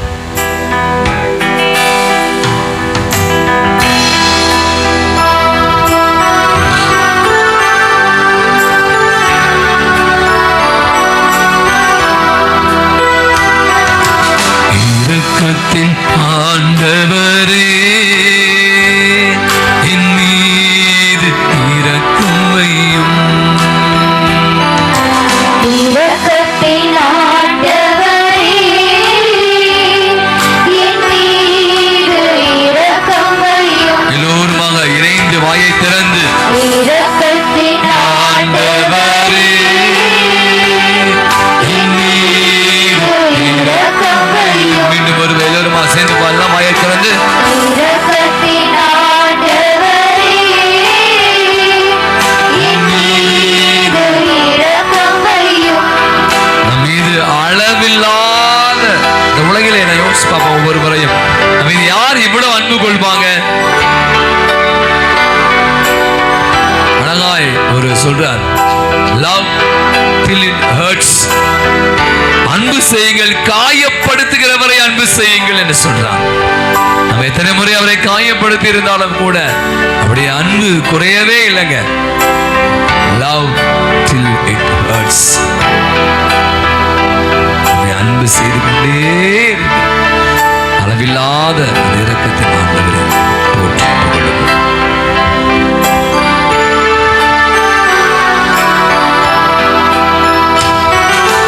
அளவில்லா இரக்கம் கொண்டவரே, அமைதியிலும் என்னை ஆள்பவரே, அளவில்லா இரக்கம் கொண்டவரே, அனுதினம் என்னை ஆள்பவரே. இரக்கத்தின் ஆண்டவரே என் மீது இரக்கம் வையும். கடவுளுடைய அன்பை நமக்கு வெளிப்படுத்தியது யாருன்னா வேற யாரும் இல்லை, நம்முடைய அப்பா அம்மா தான். அவருடைய தியாகம், அவருடைய அளப்பரிய தியாக செயல்கள் தான் இன்னைக்கு நம்ம எல்லாம் இந்த வாழ வைத்துக் கொண்டிருக்கோம். நம்முடைய பெற்றோர்கள், அதான் ஆண்டவர் கடவுள் நம்மை சொல்வார், தாயும் தந்தையுமானவராக நான் இருக்கிறேன். ஒரு தந்தையை போல நம்மை காப்பவர், ஒரு தாயை போல நம்மை அரவணைக்கிறவராக இருக்கிறார். சேர்ந்து இணைந்து பாடுவோம்.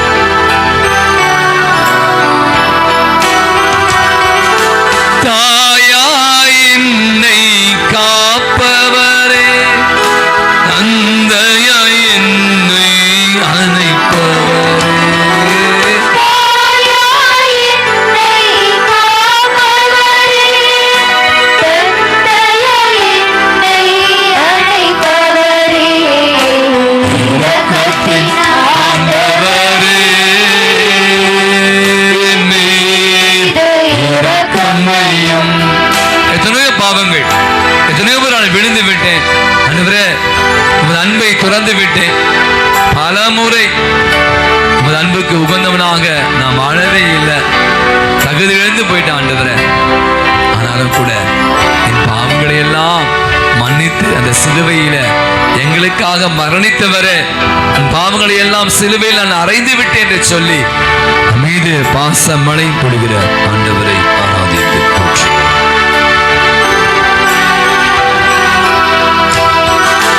பாவங்கள் என்னில் தீர்ப்பவரே, பாசத்தை என் மேல் பொழிபவரே,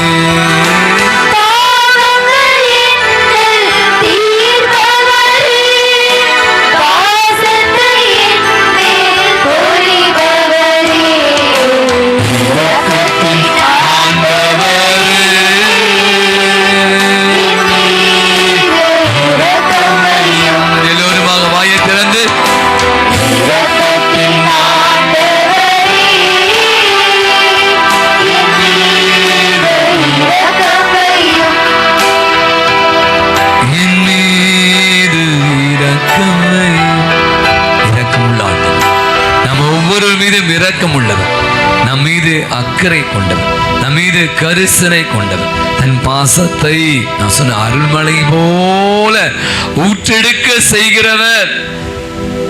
நான் உனக்கு புதிய இதயத்தையும் சதையிலான இதயத்தை தருவேன் என்று எசேக்கியேல் 38 நம்ம வாசிக்கிறோம். நம்முடைய இதயங்கள் கூட ஈரமுள்ள இதயங்களா, நம்முடைய இதயங்கள் கூட ஆண்டவருடைய அன்பை அதிகமாய் சுவைக்கிற இதயங்களா, நம்முடைய இதயங்கள் கூட அமைதியை அனுபவிப்பதோடு மட்டுமல்லாமல் அதையெல்லாம் பிறருக்கு கொடுக்கிற பகிர்வுள்ளம் கொண்ட இதயங்களா மாற வேண்டும். ஜெபிங்க.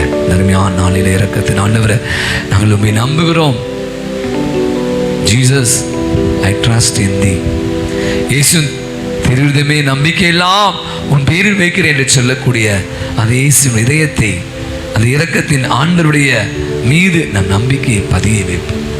அவன் நம்மை ஆளுவார், நம்மை நடத்துவார், நம்முடைய தேவைகளை சந்திப்பார். எவ்வளவு துன்பங்கள், எவ்வளவு வேதனைகள், எவ்வளவு நோய்கள் கூட இன்னைக்கு நம்மை விடுத்திருக்கலாம். அது என்ன செய்ய போறோம் என்று தெரியாமல் கூட நாம் தத்தளிக்கலாம். நிறைய கவலைகளை அந்த சீடர்களை போல அஞ்சி வாழ்ந்து கொண்டிருக்கலாம், பயங்களோடு இருக்கலாம். ஆனால் உயிர்த்த இயேசு எப்படி அவங்களுக்கு எல்லாம் ஒரு விடிவை கொடுத்தார், ஒரு மாற்றத்தை கொண்டு வந்தார். அவன் அனைவருமே ஒரு விடியலாக மாற்றினார். இன்னைக்கு இங்க இருக்க நம்ம ஒவ்வொருவரும் அந்த இதயத்தினுடைய அன்பை சுவைத்து இயேசுடைய இரக்கத்தை நாம் நனைக்கப்பட வேண்டும். இரக்கத்தின் மழையினால் நாம் நனைகிற போது, அதை குடிக்கிற பொழுது அந்த இறையிறக்க ஆண்டவர் நம்மை அனைவரையும் அவருடைய கருவிகளாக, அமைதி தூதுவர்களாக, பகிர்வுடைய பிள்ளைகளாக நிச்சயமாய் நம்மை மாற்றுவோம். அப்ப கொடுத்து செபிப்போம். சிறப்பாக தேர்வு எழுதி கொண்டிருக்க பிள்ளைகளுக்காக என்றால் இன்று பிறந்த நாள் திருமண ஆண்டு விழாவை கொண்டாடிவர் அத்தனை பேருக்காக, நம்முடைய ஜெபோதவி கேட்டு யாவருக்காக, பலவிதமான உடல் உள்ள நோயினால் பாதிக்கப்பட்டு இருக்கிற அனைவருக்காக, குறிப்பாக மருத்துவமனைகளில் அனுமதிப்பட்டு வீடுகளில் அவதிப்பட்டு கொண்டிருக்க அத்தனை பேருக்காக, இதோ இந்த நம்பிக்கையோடு கூட இந்த இறையிறக்க ஆண்டவருடைய பெருவிழா திருப்பலியில் கலந்து கொண்டிருக்க சிறு பிள்ளைகள் முதல் பெரியவர் ஒவ்வொருவரையும் ரொம்ப அழகாக அந்த கையை பாருங்களேன். அந்த இரக்கத்தின் ஆண்டு கை, நான் உன்னை ஆசீர்வதிப்பேன், நான் இன்று முதல் உன்னை ஆசீர்வதிப்பேன், நான் உன்னை ஒருபோதும் கை நெகிழ மாட்டேன், நீ எனக்கு பிரியமானவன் அனுபவி சொல்ற. நம்முடைய உள்ளத்தின் வாஞ்சிகளை அவருடைய பார்த்து கொடுப்போம். இப்போது நமக்காக பருது பேசுகிற அன்பு தாய் அருக்கி அன்னை, அன்பு கணவர் சூசையப்பர் யோசேப்பு, நமது வங்கியின் பாதுகாப்பு தந்தையுமான அந்தோனியார், திருத்தூதர்கள் தோமா, என் ஆண்டவரே என் தேவனே என்று அற்புதமான அந்த வார்த்தையை சொன்ன ஒரே ஒரு புனித திருத்தூதர் நீங்க நம்முடைய செப்பக்கூடாது வாதாங்க, என் ஆண்டவரே என் தேவனே என்ற உச்சரிப்பு. அன்னை தெரேசா, அல்போன்சா, தெய்வ சகாய், இவ்வுலகிலே மனிதர்களாக வாழ்ந்து உயிர்த்த இயேசுவின் இறை இரக்கத்தின் ஆண்டவருடைய அந்த அனுபவத்தை பெற்று புனித நிலைக்கு உயர்த்தப்பட்டிருக்கிற அனைவரோடும் இணைந்து ஆண்டவராக இயேசுவை புகழ்ந்து பாடுவோம். இவன் வழியாக இவரோடு இவரில் எல்லாம் வல்ல இறைவனாகிய தந்தையே தூய ஆவியானவரின் ஒன்றிப்பில் எல்லா புகழும் ஆட்சியும் என்றென்றும் உமக்கு உரியதே.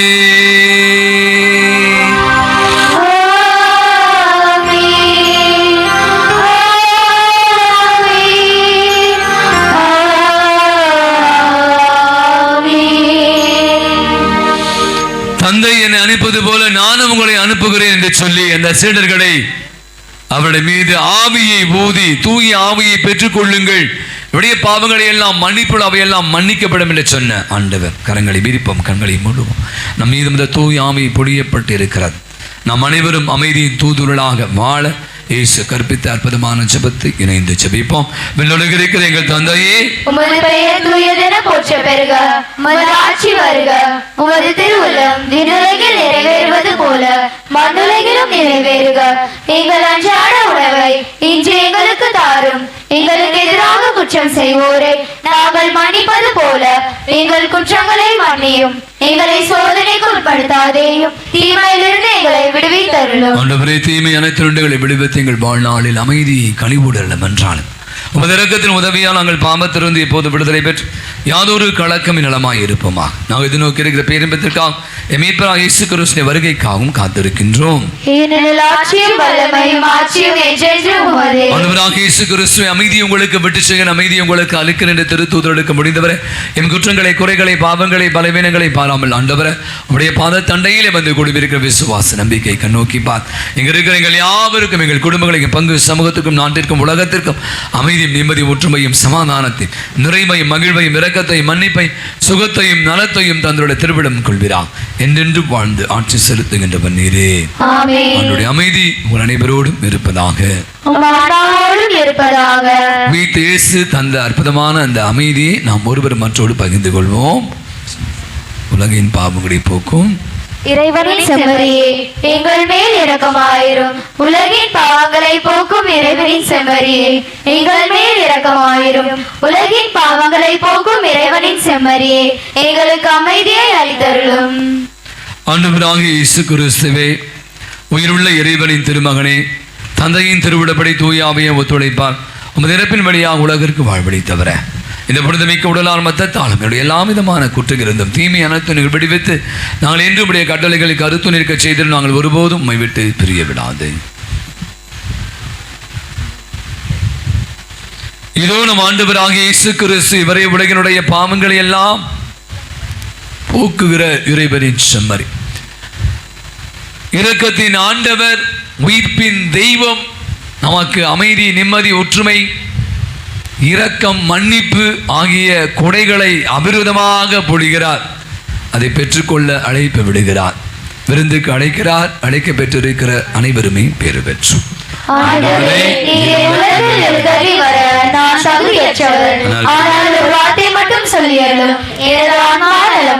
கிறிஸ்துவின் திருவுடலும் திரத்தம் நம் அனைவரையும் காத்து நமக்கு நிலை வாழ்வை அளிப்பதாக.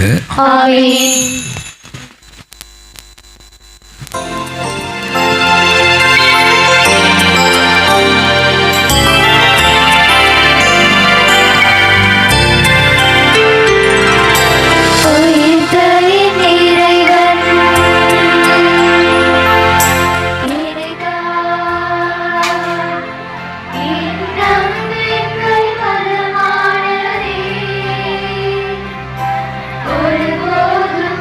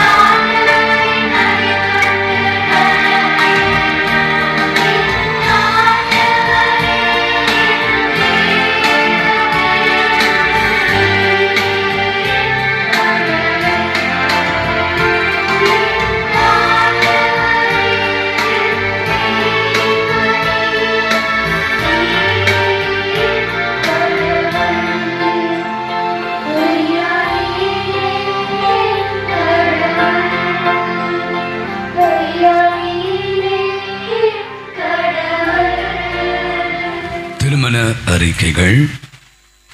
நமது பங்கை சேர்ந்த தந்தை டேவிட் ராஜின் தாய் புஷ்பலதா இவரின் மகள் பால் பிரின்ஸ்டன் என்பவருக்கும், நமது சென்னை மயிலை மறை மாவட்டம் மலலி புனித சகாய அன்னை பங்கை சேர்ந்த தந்தை அருள்தாஸ் தாய் எஸ்தராணி இவரின் மகள் அருள் புனிதா என்பவருக்கும் திருமணம் நிச்சயிக்கப்படுவது முதல் அறிக்கை. நமது பங்கை சேர்ந்த தந்தை பிரகாஷ் அமல்ராஜ் தாய் மரிய பட்டுக்கணி இவரின் மகன் அந்தோனி சித்திரை வினோத்ராஜ் என்பவருக்கும், தூத்துக்குடி மறை மாவட்டம் சாத்தன்குளம் பங்கை சேர்ந்த தந்தை ரவிச்சந்திரன் தாய் ஜெயராணி இவரின் மகள் எஸ்தர் ரெக்ஸுலி என்பவருக்கும் திருமணம் நிச்சயிக்கப்படுவது முதல் அறிக்கை. இத்திருமணங்கள் ஏதேனும் தடையிருப்பதாக தெரிய வந்தால் பங்கு தந்தைக்கு அறிவிக்க வேண்டியது உங்களுடைய கடமை. அன்புகளே, இன்று நாம் இறை இறக்க ஞாயிறை கொண்டாடுகிறோம், டிவைன் மாசி. எனவே இந்த விழா வாழ்த்துக்களை ஹாப்பி ஃபீஸ்ட் நாம் ஒருவர் மற்றவரோடு பகிர்ந்து கொள்ள மறுத்த ஒரு கரவழி கொடுத்து இறை இறக்க ஆண்டவர் நாம் மீண்டுமாக தொடர்ந்து நாளை ஜெபிப்போம். நம்மை நம் குடும்பங்களையும் பங்கையும் இந்த உலகம் முழுவதையும் அப்படி அன்பால் நிரப்ப வேண்டும் என்று மன்றாடுவோம். நாளைய தினம் நாம் ஆண்டவருடைய பிறப்பின் அறிவிப்பு விழாவை கொண்டாடுகிறோம். வழக்கமாக இந்த விழா எப்போ கொண்டாடுவோம்? மார்ச் மாதம் 25ஆம் தேதி. ஏன் கொண்டாடல அப்படின்னா உங்களுக்கு தெரியும், அது புனித வாரத்தை நாம் துவங்கினோம். அவை திரு அவை என்ன செய்யுதுன்னா, புனித வாரத்தை எந்த விழாக்களும் கொண்டாடக்கூடாது, இயேசுடைய பாடுகள் மட்டும்தான். எனவே அந்த விழாவை நமக்கு 8ஆம் தேதி நாளைய தினம் இயேசுடைய பிறப்பின் அறிவிப்பு விழாவை கொண்டாட அழைப்பு விடுகிறார். 11ஆம் தேதி வியாழக்கிழமை புனித சனிஸ்லாஸ் ஆயர் மறை சாட்சி விழா. 13ஆம் தேதி சனிக்கிழமை புனித மார்ட்டின் திருத்தந்தை விழா. நம்முடைய பங்கிலே இந்த ஜூன் மாதத்திலே நம்முடைய திருவிழாவை முன்னிட்டு நம் பிள்ளைகளுக்கு புதுநன்மை என்ற திருவருட்சாதனை நாம் கொடுப்பதையும் வழக்கமாக்கி கொண்டிருக்கிறோம். நான் இதை பற்றி 2 வாரங்களுக்கு முன்பாக அறிவித்திருக்கிறேன். 10 வயது நிரம்பிகள் 5ஆம் வகுப்பு படிக்கிற பிள்ளைகள் புதுநன்மை பெறுவதற்கான தகுதி உடையவர்கள். ஆகவே இந்த பிள்ளைகள், நான் சொன்ன பெற்றோர்கள் இந்த ஆண்டு பிள்ளைகளுக்கு புதுநன்மை கொடுப்பதாக இருந்தால் அவருடைய பெயர்களை நம்முடைய உதவி பகுதியில் பதிவு செய்து சொல்ல. மொத்தமே 4 பேர் தான் பதிவு செய்திருக்காங்க. ஏன்னா ரொம்ப எல்லாம் பிஸியாக இப்போ எக்ஸாமில் பிஸியாக நினைக்கிறேன். ஆகவே வருகின்ற 15ஆம் தேதி அந்த வகுப்புகள் துவங்குது. அது அடுத்த வாரம் திங்கட்கிழமையிலிருந்து வகுப்புகள் மாலை 5:30 மணியிலிருந்து 6:30 மணி நடைபெறும், 1 மணி நேரம். எனவே பெற்றோர்கள் புதுநன்மை இந்த ஆண்டு பிள்ளைகள் கொடுக்கிற விரும்புகிற பெற்றோர்கள் குடும்ப அட்டையை எடுத்துக்கொண்டு எந்த அன்பியம் தொடர்பு என் செல்ஃபோன் என்பதை உதவி பகுதியில் பதிவு செய்து கொள்ள வேண்டும். நான் சொன்ன மாதிரி வகுப்புகள் துவங்கிய பிற்பாடு தொடர்ந்து வகுப்புகள் வருது. அப்போ தான் ஊருக்கு போகிறேன், திருவிழாவுக்கு போகிறேன், வருதே 10 நாள் தான் வருவான், அதுக்குள்ளே ஒன்றுமே தெரியாது. ஆகவே பெற்றோர்கள் தயவுசெய்து பிள்ளைகளை தவறாத இந்த வகுப்புகளுக்கு அனுப்பி வைக்குமாறு உங்களை அன்போடு கேட்டுக்கொள்கிறேன். இந்த நாளிலே இந்த வழிபாடை மிக அற்புதமான விதத்தில் வழி நடத்தியவர்கள், நல்ல ஆலோசனை மாதா பிரசிரியத்தை சேர்ந்த அத்தனை பேருக்கும் நம்முடைய நெஞ்சார்ந்த நன்றிகளையும் பாராட்டுகளையும் பலத்த ஒரு கரவழி கொடுத்து தெரிவித்துக் கொள்வோம். அடுத்த வாரம் மரியாயின் மாசற்ற இதய பிரசிரியத்தை சேர்ந்தவர்கள் சிறப்பிப்பாங்க. நம்முடைய தவக்காலம் நான் சொன்ன மாதிரி தான் அன்பு செயல்கள். இன்றைக்கி நிறைய நேரங்களில் அன்பு வெறுமனே வார்த்தையில் அல்ல, நான் சொன்னேன் லவ் இட் ஹர்ட்ஸ், காயப்படுத்துகிற அளவுக்கு நம்ம அன்பு செய்யணும், அது ஒரு அர்த்தம் தான். இப்போ பார்த்தீங்கன்னா நீங்கள் இந்த தவக்கால உண்டியில் நாம் கொடுத்தோம், நம்மை உறுத்து கொண்டோம். நம்ம கறிமீன் சாப்பிடாமல் இருக்கலாம், நம்ம குடிக்காமல் இருக்கலாம், சிகரெட் பிடிக்காமல் இருக்கலாம், அல்லது நாமே கூட கொஞ்சம் சில விஷயங்களுக்காக நல்ல காரியத்துக்காக செய்யும். நான் ஒவ்வொரு ஆண்டும் சொன்னது மாதிரி இந்த பணத்தை நம்முடைய வின்சென்ட் பால் வழியாக நம்முடைய பங்கில் இருக்கிற இந்த கல்வி ஏழை எளிய மாணவர்களுடைய கல்வி நிதிக்காக கொடுத்து கொண்டிருக்கும். கடந்த ஆண்டு 54 பிள்ளைகளுக்கு நாம் உதவி செய்தோம். அப்போ இந்த ஆண்டு கூட பார்த்தீங்கன்னா நான் சொன்னது தான், அது உண்மையாக நடக்கிறது, அது ஒன்றும் பெரிய விஷயம் இல்லை. 900 முண்டிகள் போனாலும் எத்தனை முண்டிகள் தெரில இங்கே இருக்காங்க நம்முடைய வின்சென்ட் பால். எனக்கு அது முக்கியம் இல்லை, மாறாக உங்களுடைய உள்ளம்தான் முக்கியம். நீங்கள் எவ்வளவு பேர் உங்களையே கடவுள் பார்க்குறார், நான் பார்க்கல, நீங்கள் பார்க்கல, கடவுள் பார்த்துருக்கிறார்.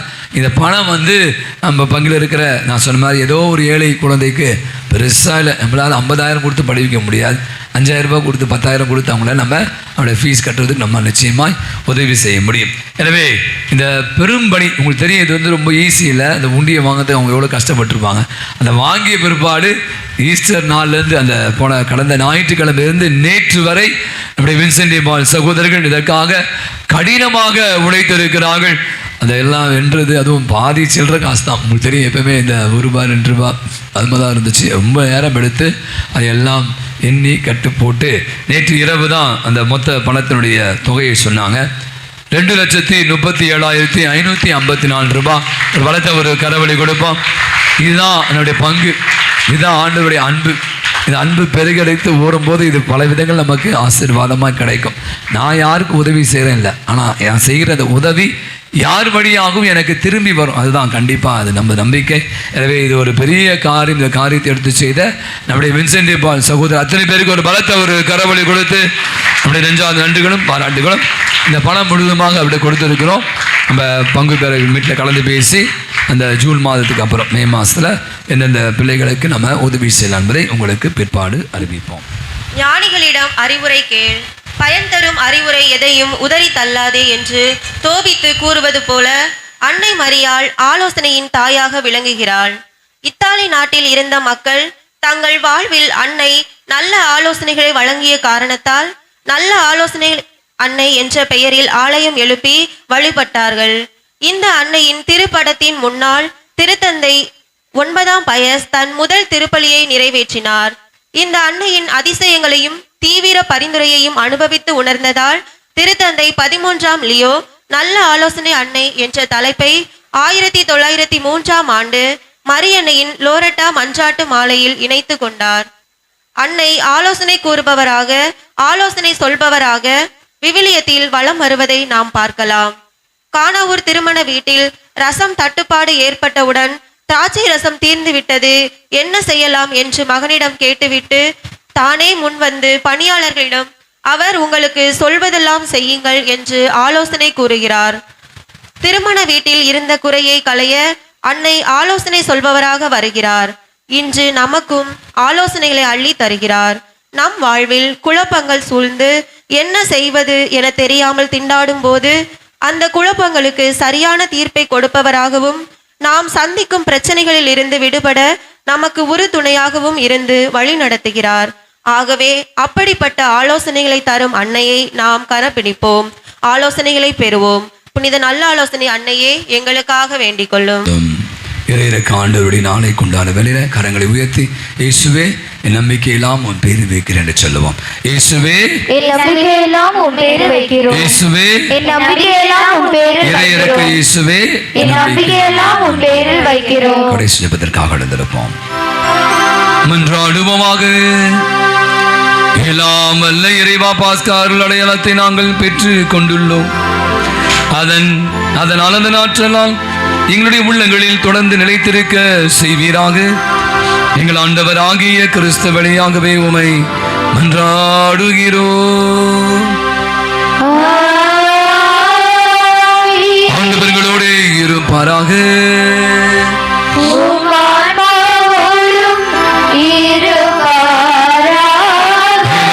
இறைவன் தந்தை, மகன், தூய ஆவி உங்கள் அனைவரையும் நிறைவாக ஆசீர்வதிப்பாராக. சென்று வாழுங்கள், திருபலி நிறைவு பெற்றது. அல்லேலூயா, அல்லேலூயா, அல்லேலூயா.